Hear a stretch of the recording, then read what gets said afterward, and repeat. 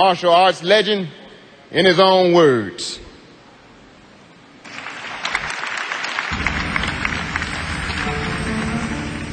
Empty your mind. Be formless, shapeless, like water. Now you put water into a cup, it becomes the cup. You put water into a bottle, it becomes the bottle. You put it in a teapot, it becomes the teapot. Now water can flow or it can crash. Be water, my friend.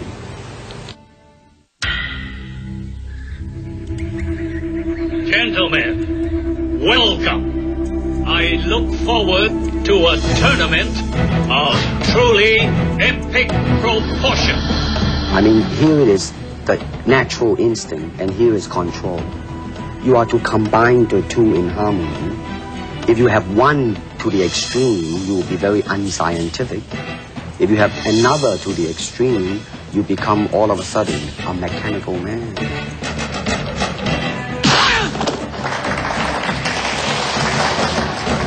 You see, actually, I do not teach, karate because I do not believe in styles anymore. I mean, I do not believe that there is such thing as like Chinese way of fighting or the Japanese way of fighting or whatever way of fighting. Because if you do not have styles, if you just say, well, here I am, as a human being, how can I express myself totally and completely?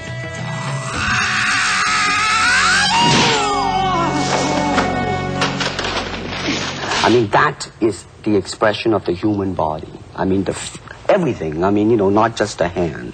And when you're talking about fighting as it is, with no rules, real fighting. Well, then, baby, you better train every part of your body. And when you do punch, now I'm leaning forward a little bit, hoping not to hurt any camera angle. I mean, you gotta put the whole hip into it and snap it.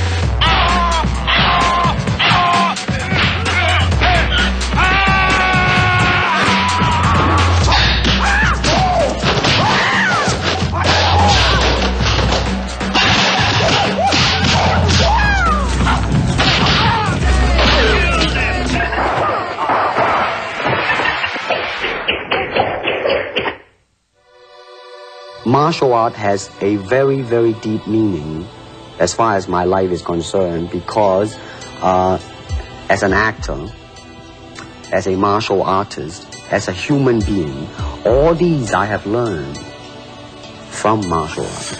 To me, to me, ultimately martial art means honestly expressing yourself.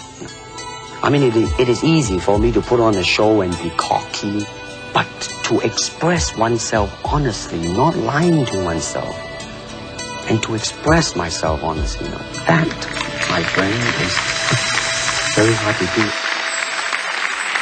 Martial art has a very, very deep meaning as far as my life is concerned because as an actor, as a martial artist, as a human being, all these I have learned from martial art. Martial art include all the combative arts like karate, aikido, judo, Chinese kung fu or Chinese boxing, whatever you call it, all those. It's a combative form of fighting. I mean, it's not, some of them became sport, but some of them are still not. I mean, they're used, for instance, kicking to the groin, jabbing fingers at the eyes and things like that. To me, at least the way that when I teach it, all type of knowledge ultimately means self-knowledge.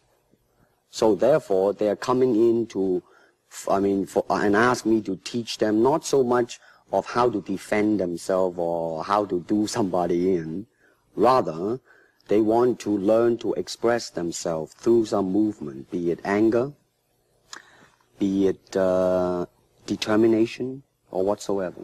So in other words, what I'm saying, therefore, is that he is paying me to show him in combative form the art of expressing the human body. Ultimately, martial art means honestly expressing yourself. Now, it is very difficult to do. I mean, it is easy for me to put on a show and be cocky and be flooded with a cocky feeling and then feel like pretty cool and all that. Or I can make all kinds of phony things, you see what I mean? Blinded by it. Or I can show you some really fancy movement.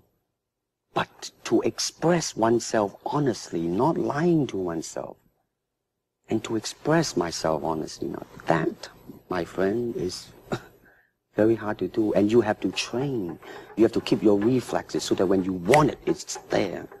When you want to move, you're moving. And when you move, you are determined to move. Not taking 1 inch, not anything less than that.